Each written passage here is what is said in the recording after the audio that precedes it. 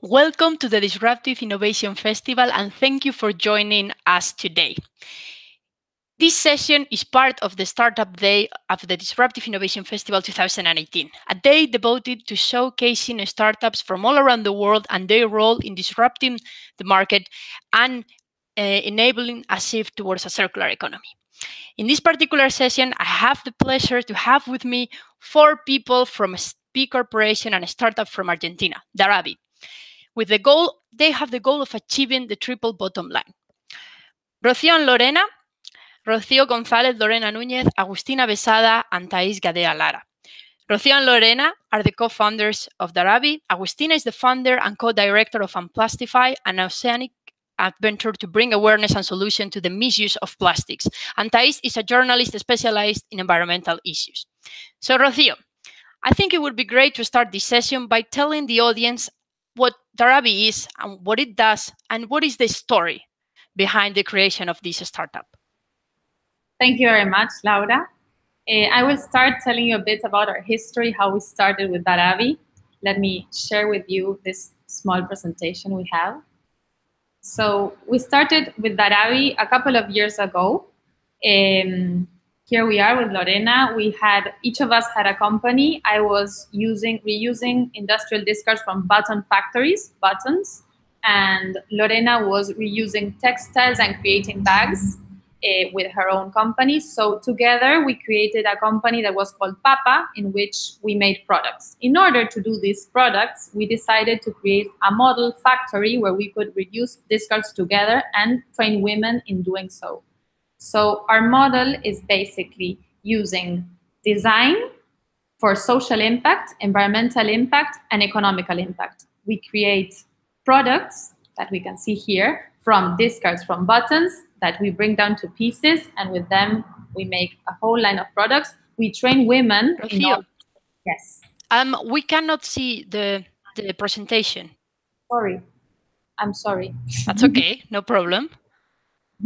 Sorry, I was telling you everything and we weren't seeing the presentation. Here. Are you seeing now the presentation? Yeah, now we can see it. I'm sorry, yes, there. So this was the model. The design, the social impact, the environmental impact, and the economical impact are the core of our purpose-driven model. We create the products with these buttons that we take from different factories. And with these buttons, we create different products that are useful and that are made by women that we train to make them. So we are creating social impact by training the women to do our products, and in that way having a regular job and a new opportunity. We found out that with these discards and design, we can create good products that can be scalable, done in scale in order to guarantee new opportunities. The focus of our project is on women because we believe that giving opportunities to women empowers them and creates new opportunities to the place where we live in our community.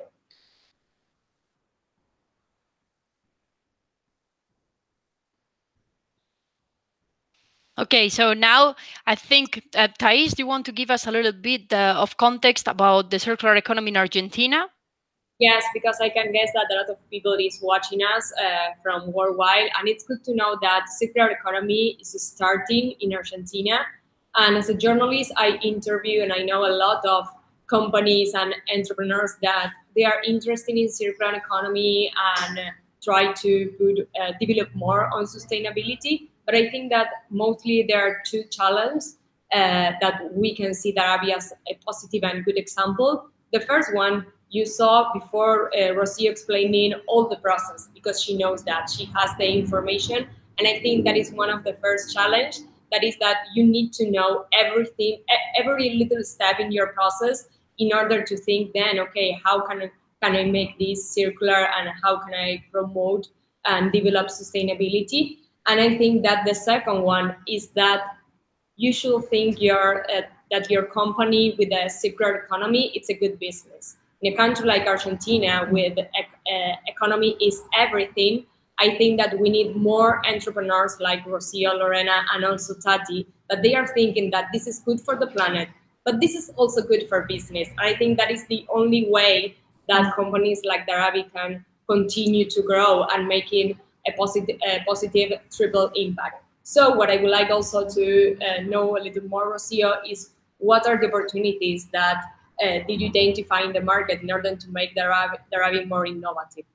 We understood that in the market there was a breach where we could work. We are designers and we created products done from discards, but that also can be scalable and that are very good products to be used. So with this concept of designing and making customized products, we arrived to 65,000 units per year. That this gives a lot of work to all the women that we employ and we train. And this purpose-driven product is like the motor for our company. In this way, we have a competitive and unique product that makes us grow and that makes this model very sustainable. That is what Thais was just saying. We chose to be a B-Corp and not an NGO. Other projects here working with discards also work like as an NGO. We decided to be a B-Corp because we believe in B-Corps that are this kind of triple impact companies certified as B Corps to be a motor to change things in society. We believe that companies can have, as governments and as the people, can have a positive impact on the community. So by making a very sustainable business, when this is a good business, everybody wants to participate in it. And as we have grown and we have done all these units of products, more and more stakeholders and companies are interested not only in buying these products and promoting our growth, but also as partnering up in order to replicate our model to other types of discards and other types of communities. Thank you, Rocio. I think it's amazing what you have created there in Argentina with Daravi. And I was just wondering, how do you think Daravi can accelerate the transition to a circular economy? We believe that Daravi is a factory that is a model that is sustainable. Only in 18 months of operations, we're having a 10% of bottom line that we are reinvesting in order to create other opportunities that will be not only trainings for more women in order to do more products and grow, but also to other types of industries. For example, now we're starting to work with plastics from post-consumer, and I want that Tati can tell us a little bit about that. That is our new developing line for products that will be expanding too with this reinvestment. Thank you, Rocio. So as she was saying, the new development plan is to expand the factory and open a new product line using post-consumer plastic as raw material, contributing to a circular economy of plastics in the region, creating quality products, creating more jobs, and also using this factory as a model for education.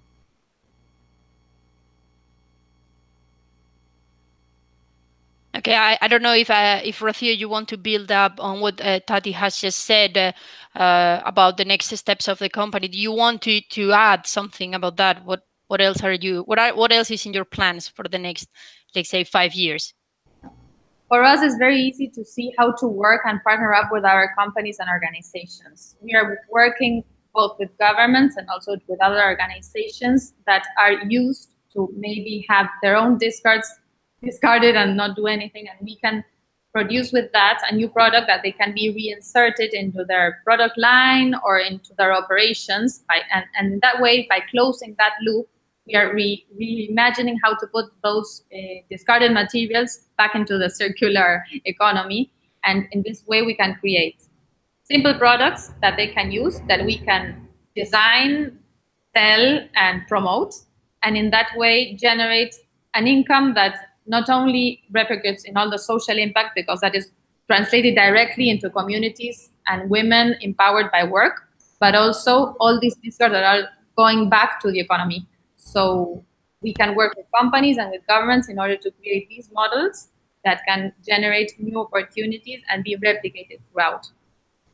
And I was just wondering, because before, when you wanted to show the presentation and we weren't seeing it in the beginning, you were trying to explain us a little bit about the story of Daravi and how it was created. I know that Daravi has a very interesting story, so I would like to hear a little bit more about that. Yes. Well, as Thais was saying here, the economical situation and changes in Argentina make it a very difficult country sometimes to start up. And when we started up, our first inspiration was India. We went to India and we saw Daravi, that is that place in that big area in Mumbai, that is Asia's biggest slum, where things happened. So there we saw how materials were treated and how the recollectors from the city brought back these post-consumer materials like bottles and plastics and everything, and they treated those materials back into new products. And when we saw that they closed the loop in not the best way possible, but that things were done, we understood that that moved the economy and that it was a lot of work and of things done because of that circulation of materials. So we decided to bring something back to Argentina and to go and to try to make something different and generate a positive impact in the society by redoing this. And our model was like born there, like thinking how things that are discarded can be turned out into products and with design made into new opportunities. So that was our inspiration. And also India was a big inspiration for scale and to think big and to think how a small idea can be translated into a larger idea that can be replicated in like small units can be produced in scale and create this greater impact. Because we believe that if we talk about impact, we have to talk about scale. So that is our main focus. Okay, that's really interesting, and I was also thinking about what were the main challenges that you found while developing this model. Were businesses willing to give you their discards, or how did you collect that? How did you interact with businesses from the area? Because you said that you collect that discards from those companies and then you turn it into new products. So when we started, we used the buttons. Now we had different types of discards that came out of button factories. These, for example, were the plates where buttons were broken down to pieces, and we used these. And this was very easy for us to get because the companies actually threw them away and paid to throw them away. But then we had to start working with other types of companies and made them understand what Thais was saying of understanding all their operation and seeing where we could take those discards. And this was something more difficult because they didn't understand really our model, and they didn't understand that we were getting the discards, but that those discards that we were getting, like for example, textile discards of discontinued materials, were to make something that they should use again. So our model closes that. We are not only getting the discards, but also producing something that they should be using again and reinsert it into their own supply chain. Like, for example, some bags we made that they are used for them. So our client not only gives us a discard, but also has to have a way into putting it back into their own supply chain. And what do you think that people find more interesting about Daravi? Have you had some feedback from, I don't know, your clients or people that, even people that work with Daravi, like in the same company? Like I want you to underline what are the key things that they highlight from your business. I think that Thais. Yes, I mean, as a journalist that I interviewed her a lot of years ago when they start.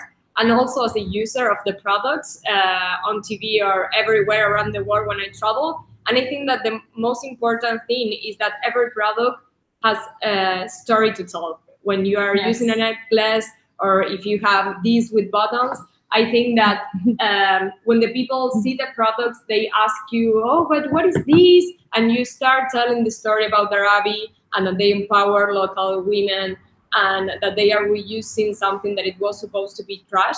So I think that the main, every product has a message to tell, and it's a positive message. So I think that it's the main difference and the key that the project has. As I mentioned before, also I think that as every product has something to tell, I think that they have had a wonderful work on communication, because you can do the best thing in the world, but if you don't know how to communicate about that, it's not going to make an impact. So I think that it's also important that you have to know how to communicate what you are doing. Also, sorry. I think that also something very important from Daravi that everybody sees, and when they come to our factory, actually our factory is quite educational. People come here. Once a month we invite people to come and to see how we work, is the community and how we have developed like our company's culture. That is like the secret ingredient that we share with everyone. Everybody knows what we're working for, and our purpose is really throughout the company, the people that work with us, and in every product, as Thais said. So apart from that story to tell, every product inside has that culture embedded in it, and that is very important for us. And because, as Thais was saying, communication is so important, where can people go to find out more information about Daravi? So they can come to our website, daravifabrica.co, and also they can follow us on Instagram. We have our Instagram channel, and we are constantly showing how we do the products and the products we do, and sharing the stories of the people that work with us in order to inspire and to show how this can be a great changer. Okay, we will make sure that the website is shared in the comment space on our session page. Thank you, Rocío, Lorena, Agustina, and Thais for taking the time to tell us about Daravi. And it has been great hearing about what you do and how you can contribute to a circular economy. Thanks to the live audience that has joined for this brief conversation. And please share your thoughts and questions in the comment space. The speakers will be able to reply to all these comments after this session. And if you like Daravi, please make sure you watch their pitch video, which is part of the description on our session page. And also you can post on Twitter mentioning Daravi and the hashtag ThinkDiff. We still have 3 more startup sessions today. And at 5 GMT time, we have our DIF studio, Innovation, Investment, and Unicorns to discuss investment in circular economy startups, and in which we will announce the winner of this startup day. Thanks again to Rocío, Lorena, Agustina, and Thais. It's been a great session, and remember to catch up on everything we have going on at thinkdiff.co. Gracias. Bye. Thank you.